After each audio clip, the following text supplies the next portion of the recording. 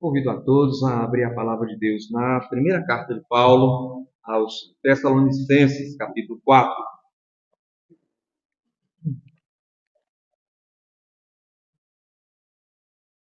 No capítulo 4, nós vamos ler apenas 2 versículos.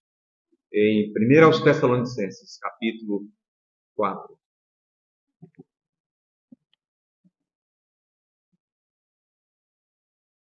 Eis o que diz a palavra do Senhor.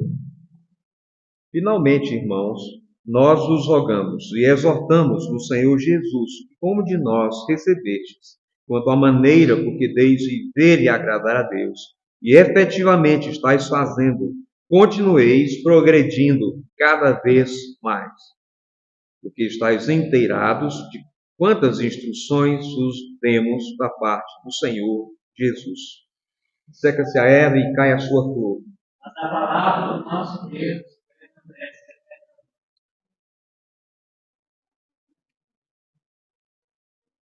Essa é uma sociedade em todos os sentidos e modalidades iníqua. Se odeia a obediência à lei de Deus. Daí ser uma sociedade iníqua, porque essa sociedade despreza a lei do Senhor e não somente a despreza, a abomina. A gente vê isso no âmbito das famílias. Os filhos não obedecem os pais lhes ensinam, lhes dizem que devem fazer, com limitações ou não, com uma certa abrangência ou não, ou baseados na palavra de Deus ou não, e no entanto, o que se tem? Desobediência. Nunca houve tantos conflitos familiares. Nessa geração especificamente. Crentes, pessoas, membros das igrejas, vivem também como se, não apenas os ímpios lá fora, vivem também como se a lei de Deus não se aplicasse a eles. A lei de Deus que é perpétua. A lei de Deus não se aplicou, não foi dada apenas para os tempos do Antigo Testamento. A lei de Deus é perpétua, ela não cessou, ela não foi revogada. A lei moral de Deus, a lei cerimonial foi revogada. Nós não vivemos mais pelas leis cerimoniais, nós não vamos sacrificar um cordeirinho aqui sobre o altar, sobre a mesa. Nós não vamos fazer, nós não estamos obrigados a fazer aquelas lavações, a seguir aqueles rituais. Mas a lei moral de Deus continua. Ela é válida, ela é perpétua. Ela deve ser lida pelas crianças, deve ser decorada por todos, deve ser o padrão, a norma pela qual vivemos. Mas se nós examinarmos a sociedade em que estamos inseridos, a partir da lei de Deus, quem se importa com ela? Quem a ama? Como diz o salmista, quanto amo a tua lei. Ao contrário dessa mentalidade iníqua, transgressora, quebradora da lei, que não ama e não guarda os mandamentos do Senhor, nessa passagem que lemos, o apóstolo Paulo diz algo que, se o entendermos, mudará a forma como enxergamos a obediência na vida cristã. O Senhor Jesus nos disse: aquele que tem os meus mandamentos e os guarda é o que me ama. Por esse critério, mesmo a igreja de Cristo, ou seja, a igreja visível, não ama a Deus como professa amar. Então, o que ele nos diz aqui, o apóstolo Paulo, tem a ver com a nossa atitude.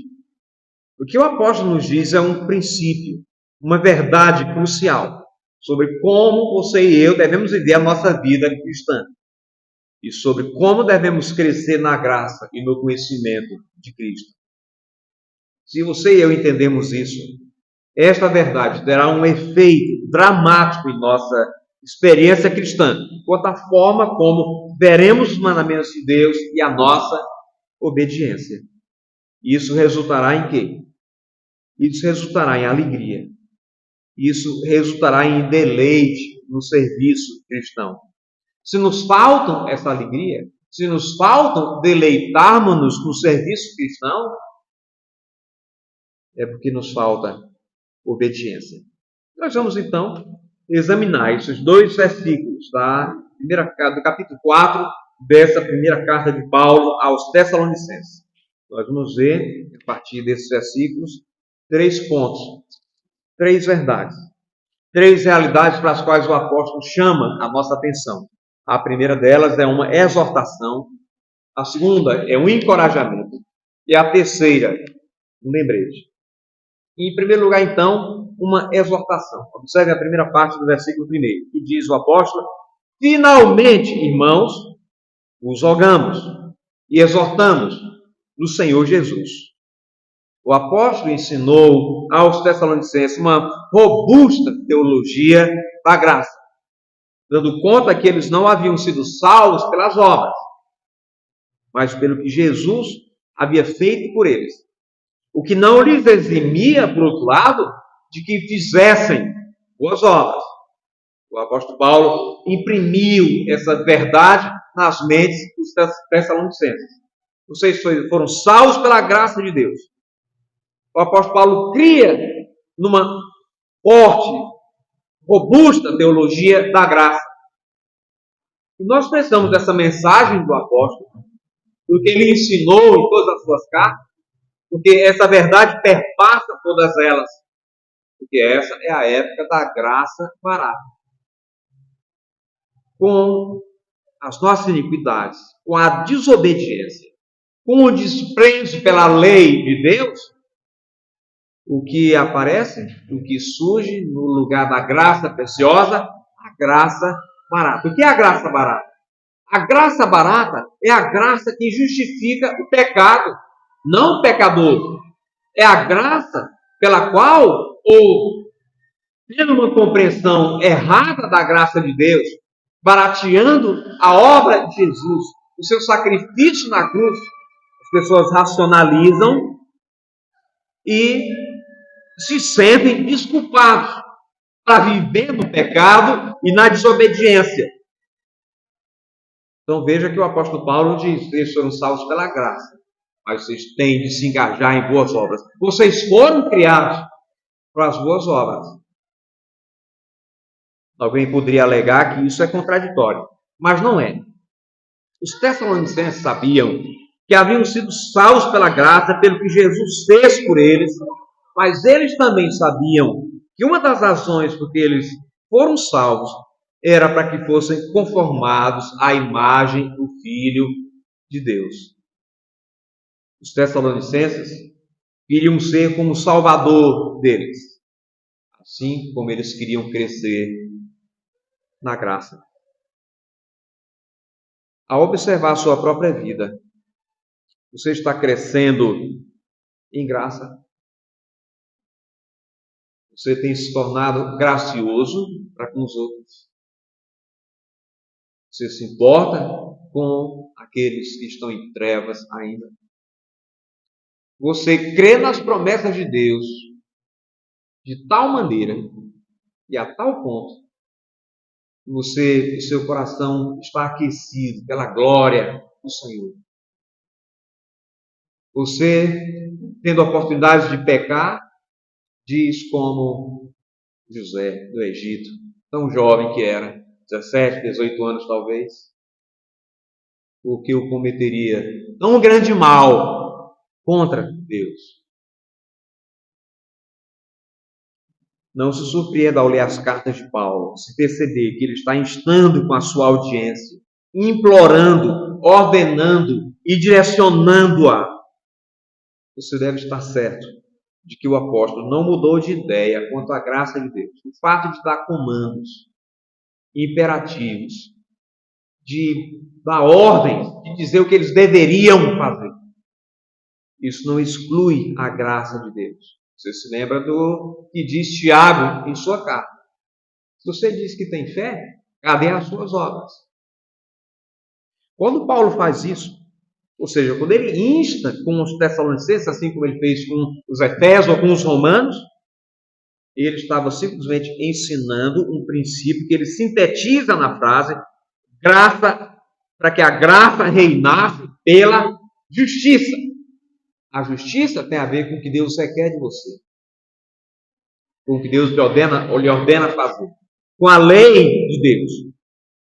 Então, o que ele esperava? Que a graça reinasse pela justiça, que a graça se manifestasse pelas suas obras, pela sua dedicação, pelo seu zelo para com o Senhor, para com a sua obra, para com a sua igreja, para com o seu nome, em última análise. Em outras palavras, uma das maneiras como a graça se manifesta é a nossa santificação. É a nossa aprendizagem, a nossa maturidade. Assim como as nossas boas obras. Então, essa é a exortação que o apóstolo Paulo nos faz, dizendo, finalmente, irmãos, vos rogamos e exortamos no Senhor Jesus.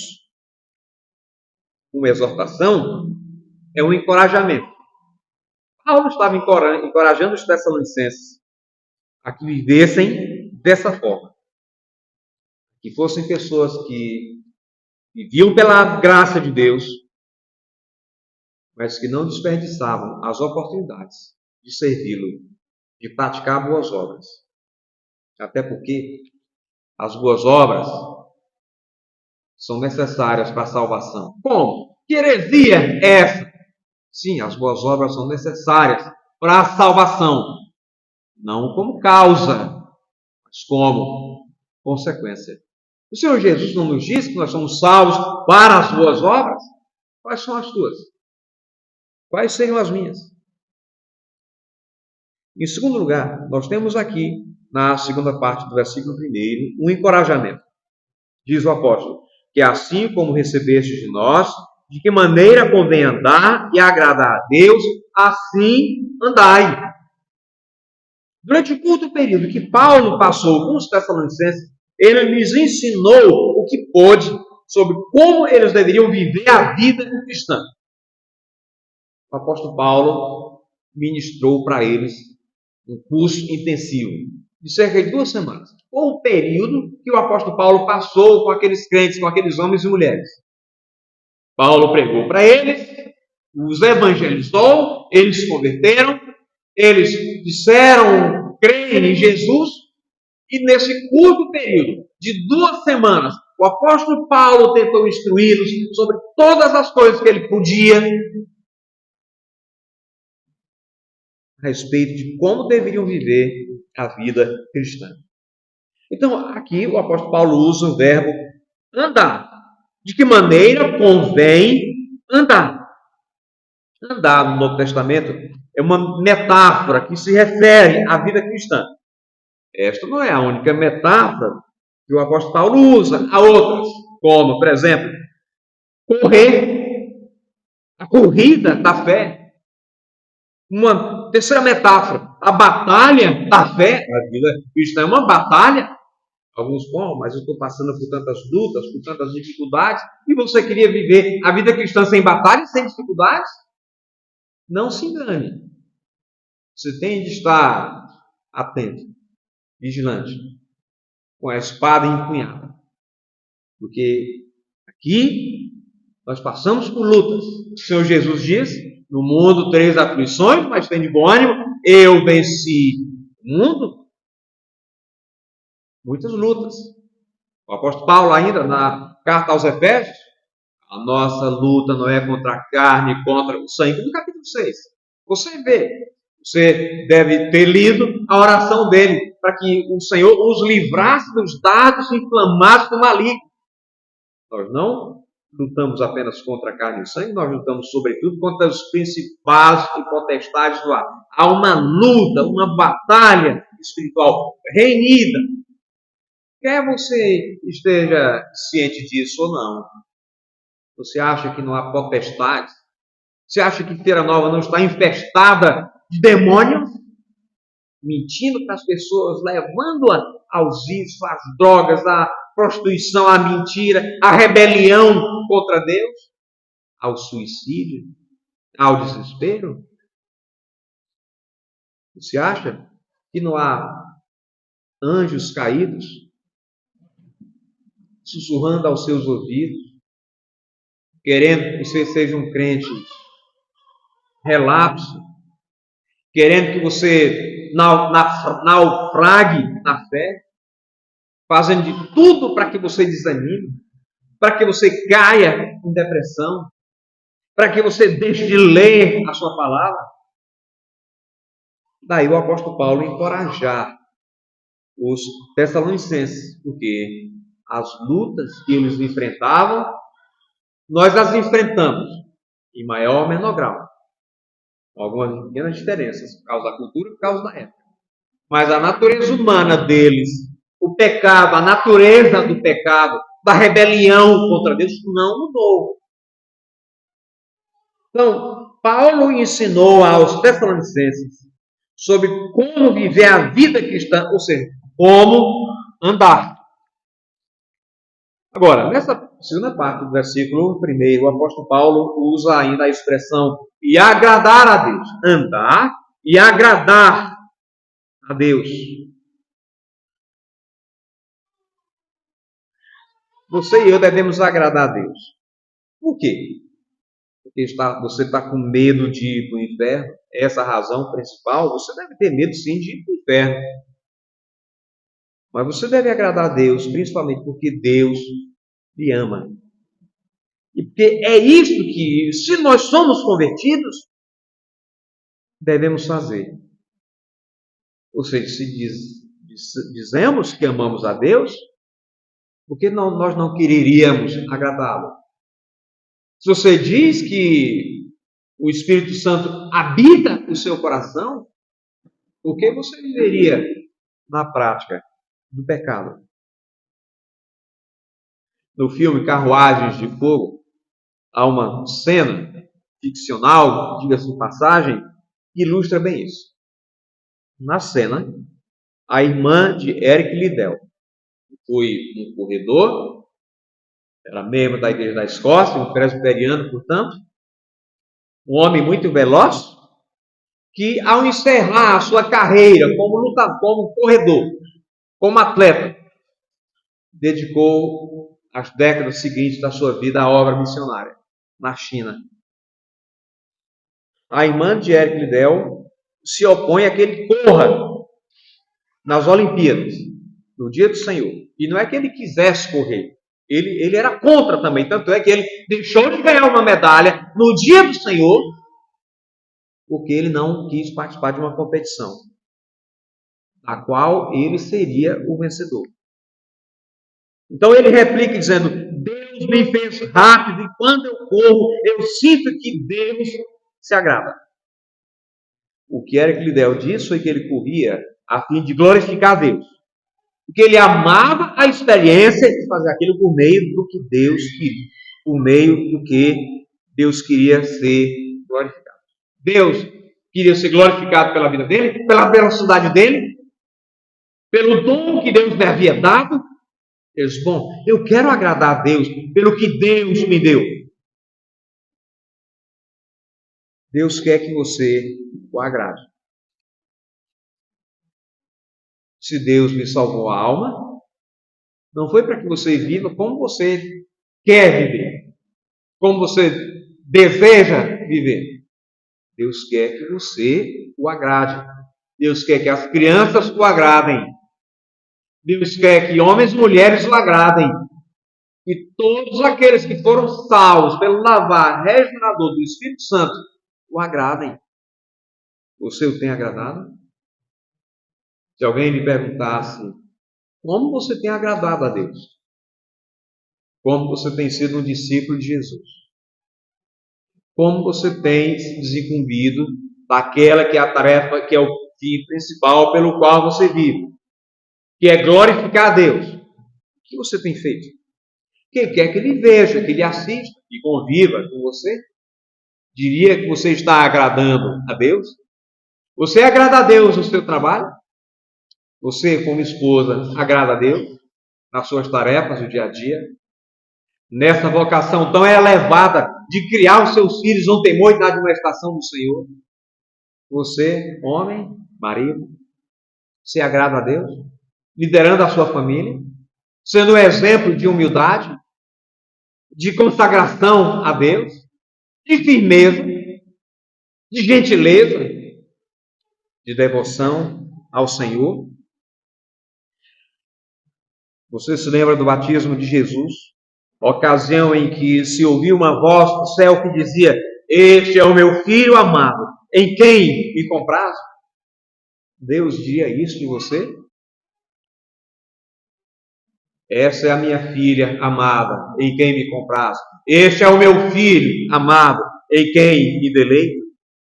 Não é à toa que nos evangelhos se lê que Jesus amava agradar a Deus. Se você não agrada a Deus, você não está sendo como Jesus. Você não o está imitando.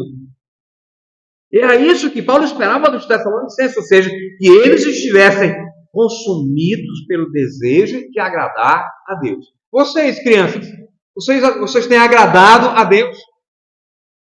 Como é que Deus espera que as crianças lhe agradem? Pela obediência aos seus pais. A sua mãe. Pelo desejo de ajudar uns aos outros em casa. Pelo cuidado dos irmãos uns para com os outros. Na disposição de ouvir, de atender o que dizem os pais. Faça isso, faça aquilo. E não relutar, não resistir, não fazer o contrário. Deus quer que vocês, crianças, agradem a Deus, obedecendo aos seus pais.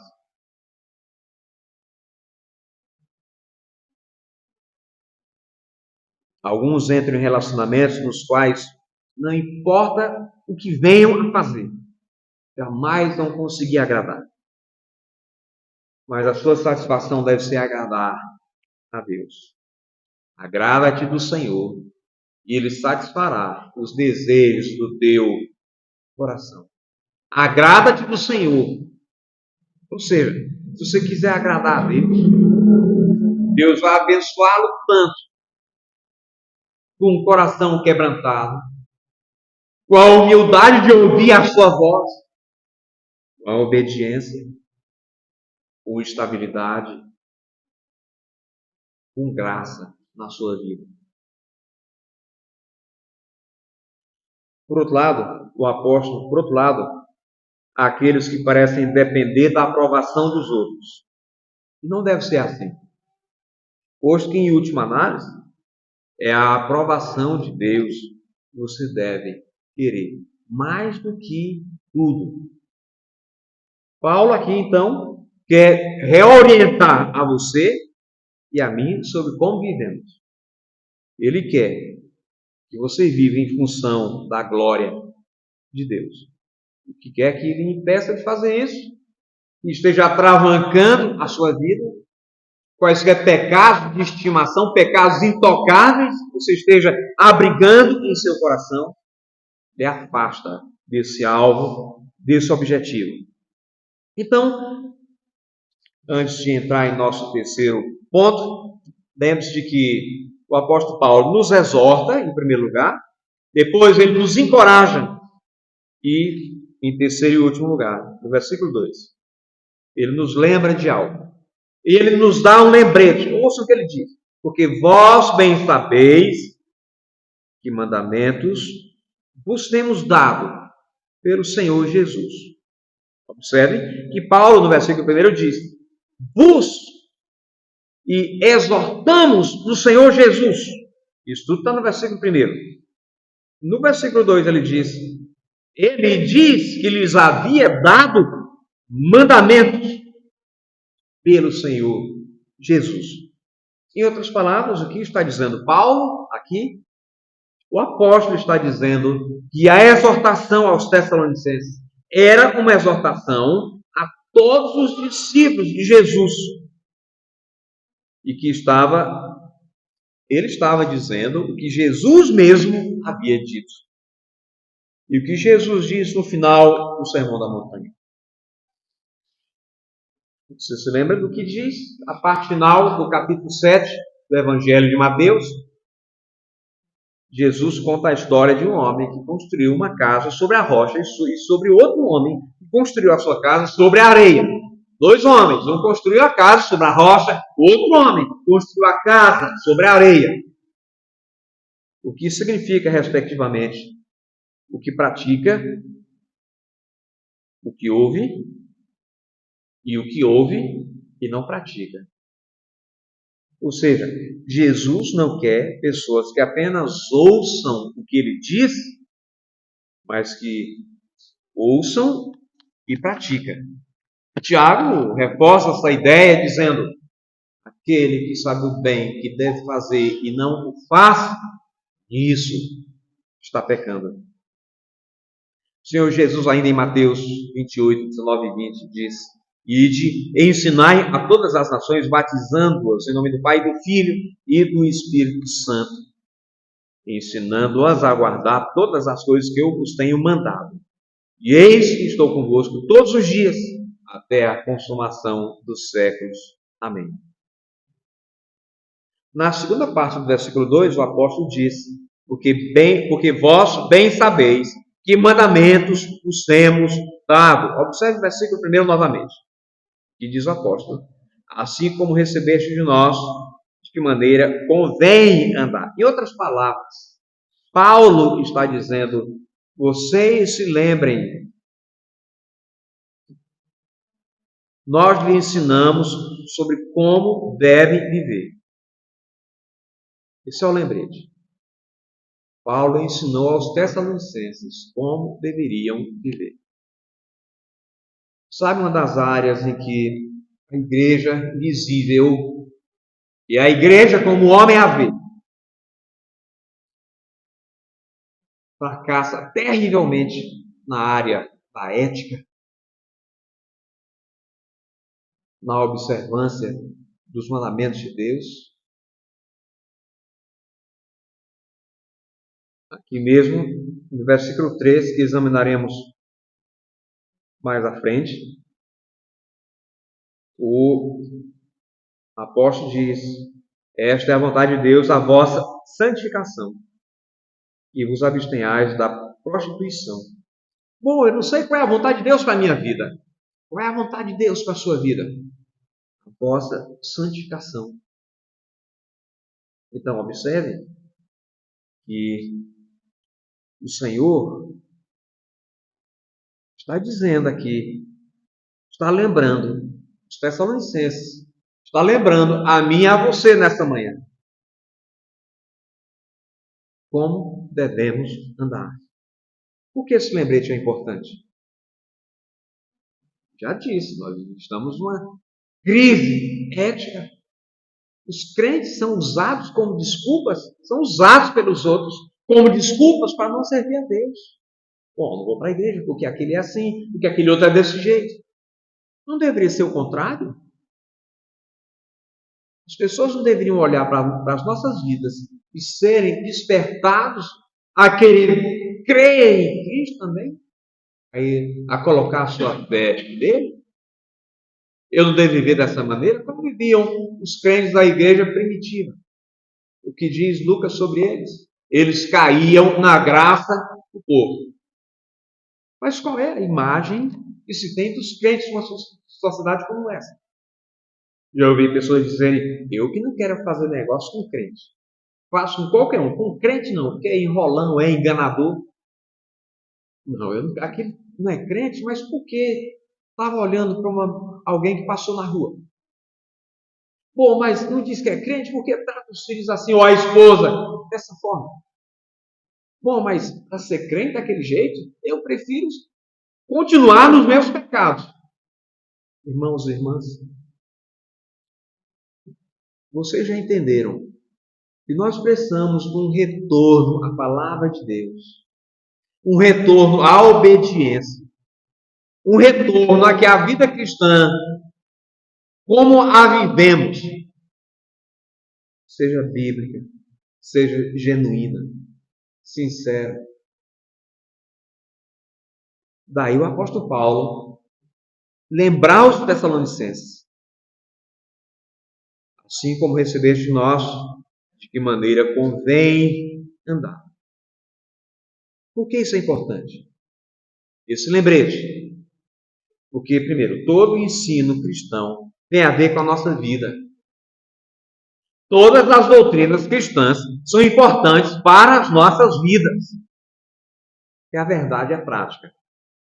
A verdade tem o propósito de nos mudar. Não adianta ter informações teológicas apenas nas nossas cabeças. Não adianta me esforçar por ser visto como ortodoxo, como reformado, como confessional, como calvinista, como cristão bíblico, em última análise, se o meu cristianismo não for experimental. O cristianismo não é uma religião teórica. Para discussões teológicas, para debates, para eu mostrar o quanto eu aprendi, para eu articular um discurso bonito sobre Deus.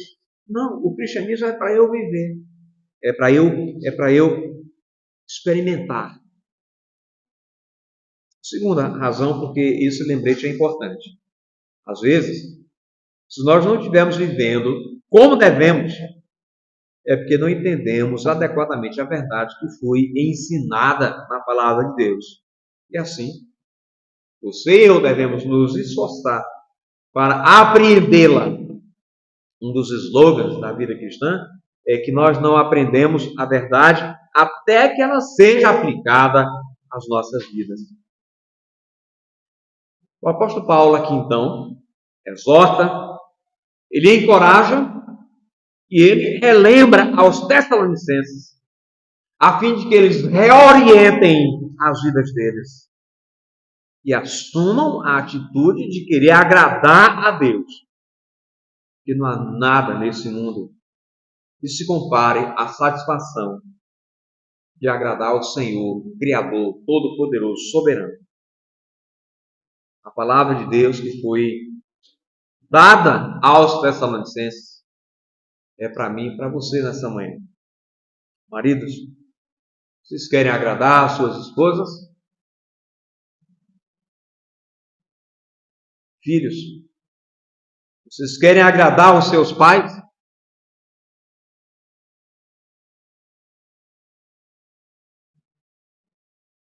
Paulo está nos ensinando nessa passagem que o nosso objetivo deve ser agradar a Deus em todas as áreas. Não que seja difícil agradá-lo,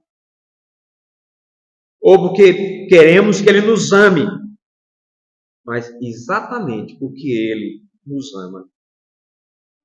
Na verdade, Deus nos amou antes que nós o amássemos. E agora? Se é verdade, se é isso que diz a palavra de Deus, e é verdade, o que você vai fazer? Com o que você ouviu? Mais um sermão? Mais uma exposição de um texto bíblico? Ou você vai implementar na sua vida, você vai aplicar essas verdades à sua própria vida? Como é que eu me vejo do ponto de vista disso que a palavra de Deus me ensina? E Deus exige de mim? E o Senhor lhe dê graça, a você e a mim, que nós sejamos não somente ouvintes, mas praticantes da palavra do Senhor. Oremos. Deus bendito, Tu és grande, Tu és misericordioso, Tu és compassivo, Tu és Deus perdoador, clemente, tardio em irar-te. Nós nos estribamos em Tua graça, em Tuas misericórdias que se renovam a cada manhã. Pedimos que venhas a nós, que apliques a Tua palavra aos nossos corações, que nos dês graça e disposição para que cada uma dessas verdades seja realidade na minha vida, na vida dos meus irmãos e irmãs. Te pedimos que continues boa obra em nós, que derrames o Teu Espírito sobre as nossas vidas, que enchas os nossos corações, que nos revistas de Cristo, para a Tua glória, para a eficácia do nosso testemunho e do nosso serviço, por Jesus. Amém.